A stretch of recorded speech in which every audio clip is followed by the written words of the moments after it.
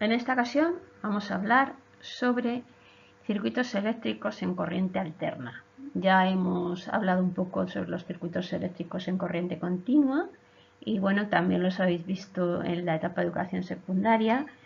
Entonces, pues vamos a dar un paso más en el estudio de la corriente eléctrica, ampliándolos a los circuitos de corriente alterna. Lo que vamos a estudiar en este capítulo, en este bloque de contenidos, ¿no? Primero vamos a definir qué es la corriente alterna, cuáles son las características que diferencian la corriente continua de la corriente alterna. Una vez definido esto, pasaremos a analizar las diferencias cuando existe una resistencia, un condensador y una bobina. Estudiado los elementos por separado, los tres elementos principales de circuitos eléctricos por separado, pasaremos a hablar sobre la ley de Ohm, pero en este caso aplicada a lo que son los circuitos de corriente alterna. Repasaremos el concepto de potencia y energía porque en definitiva la gran aplicación tecnológica de la corriente eléctrica es como suministrador de energía y su gran exergía para poder transformarse en otros tipos de energía con un rendimiento pues casi del 100%, o sea, con muy poquitas pérdidas. Pero veremos que en el caso de la corriente alterna existen pérdidas aparte de las ya comentadas de efecto Joule, que hay que tenerlas en consideración y que pues suponen desde el punto de vista económico y desde el punto de vista de eficacia energética un hándicap y una dificultad a superar en el mundo de la tecnología.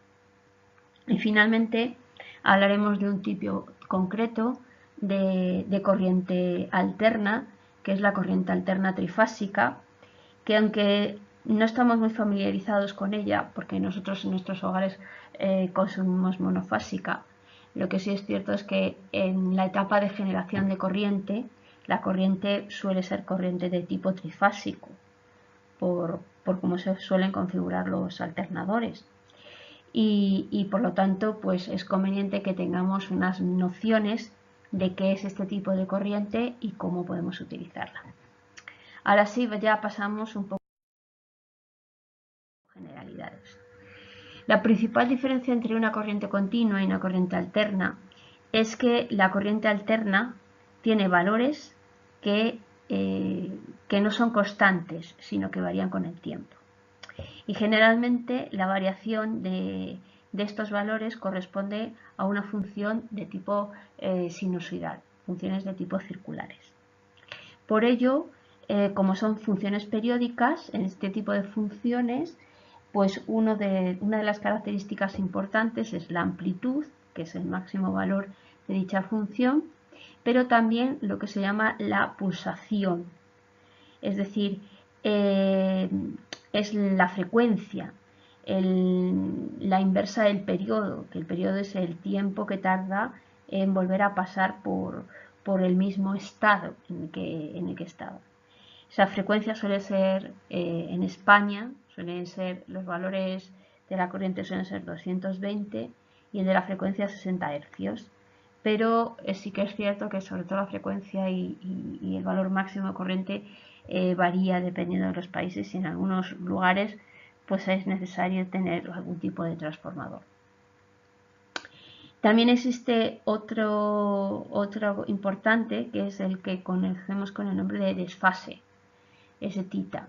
Lo que sí es cierto es que cuando la función seno-coseno pura, pues pasa por una serie de valores, pero yo puedo desfasarla haciendo que el origen del 0,0 se pase a otro punto.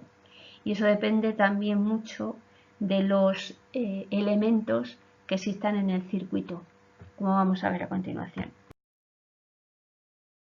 La resistencia que existe en cualquier circuito, sea de corriente continua o de corriente alterna. Ya hablábamos de ella en la ley de Ohm y decíamos que la resistencia es el paso de la corriente, la oposición de los materiales al paso de la corriente a través de ella. Bueno, pues si nosotros hacemos un experimento con una resistencia, vemos que voltaje e intensidad están en fase, es decir, no hay desfase entre ambos valores de corriente, y los módulos pues están relacionados con la resistencia, cumpliéndose la ley de Ohm que ya habíamos visto en corriente continua. Lo que tenemos ahora es un condensador. Pues sabemos que un condensador pues tiene una finalidad de condensador es acumular energía como acumulador de energía, y que la característica principal del condensador es su capacidad, que se define como el cociente entre la carga y el voltaje. Ahora bien, la carga la podremos definir como la intensidad a lo largo del periodo, como la integral de la intensidad por el tiempo. Y si la intensidad, como vemos, es de tipo senoidal o periódico, pues al hacer el cálculo, este cálculo, nos resulta que hay un desfase y que viene dado y que la relación entre el voltaje y la intensidad viene dada a través de lo que se conoce con el nombre de autoinducción, en este caso XL, y que su valor es 1 partido de C de omega, con un argumento de menos pi medios. Es decir, el que en el condensador la intensidad se adelanta a pi medios respecto del voltaje. Este es un factor muy importante.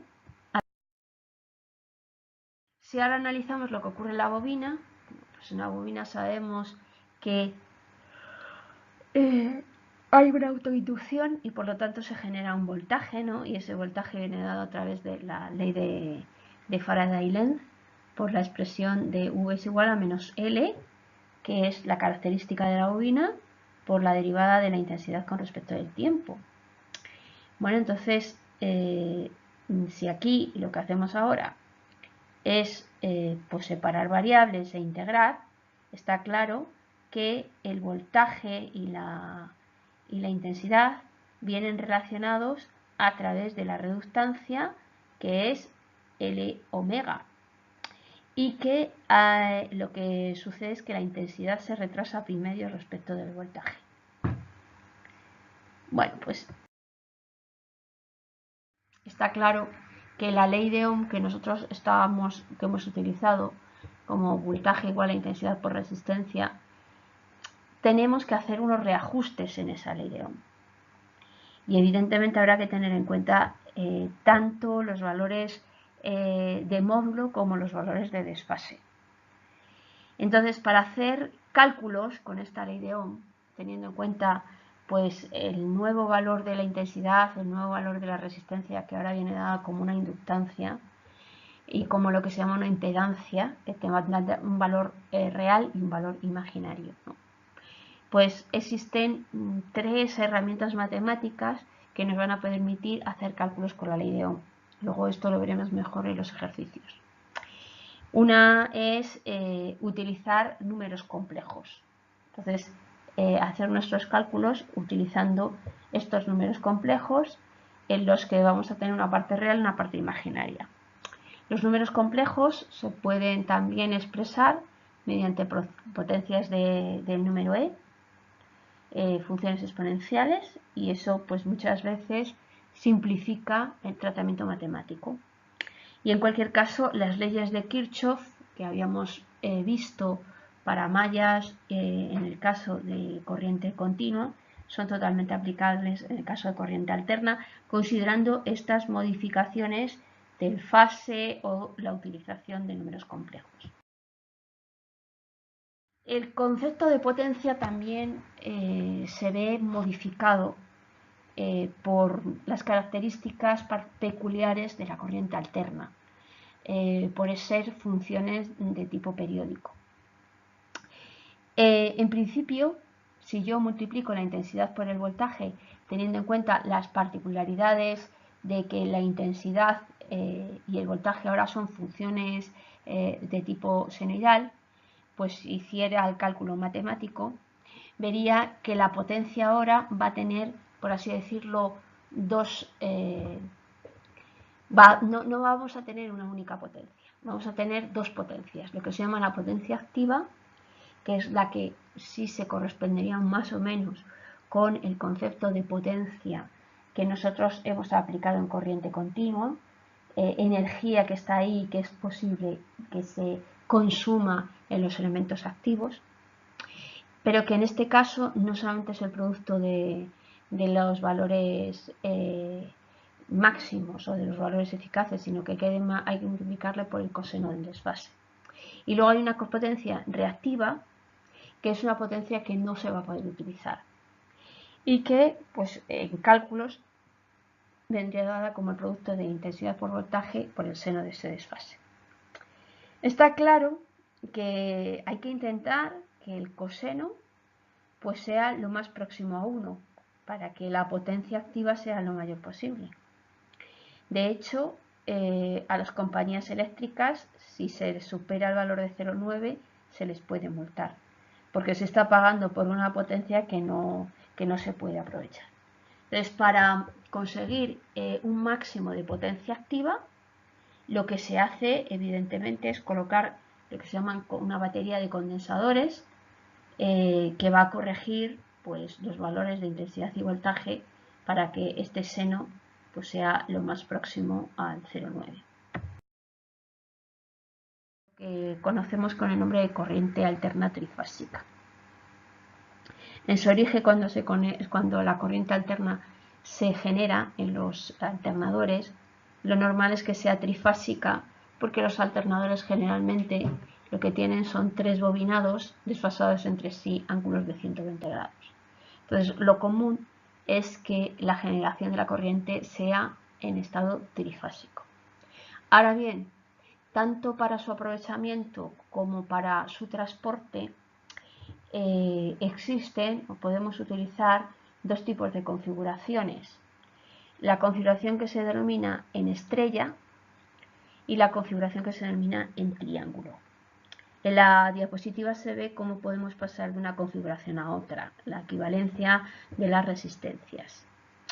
Pero además, pues hay que tener en cuenta que la potencia en ambas, la potencia que se está suministrando en ambas es la misma, y que lo que va a variar son los valores de intensidad y voltaje. En el caso de la estrella, la intensidad de la fase y de la línea son iguales, mientras que el voltaje de la fase es el de la línea a partir de raíz de 3.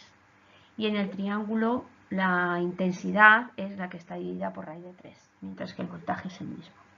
Entonces, pues dependiendo de lo que se quiera y el tipo de configuración, algunas veces la topología más aconsejable es en estrella, otras veces la topología más aconsejable es en triángulo. De cualquier forma, la corriente trifásica solo tiene utilidad a nivel industrial.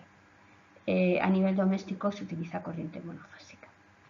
Bueno, estos son los contenidos básicos más interesantes que tenéis que saber de corriente alterna. De todas formas, es necesario que hagamos ejercicios numéricos para poder aclarar muchas cuestiones que aún no están claras, porque se ven mucho mejor utilizando ejemplos concretos. Espero que os haya gustado y nos vemos en la próxima.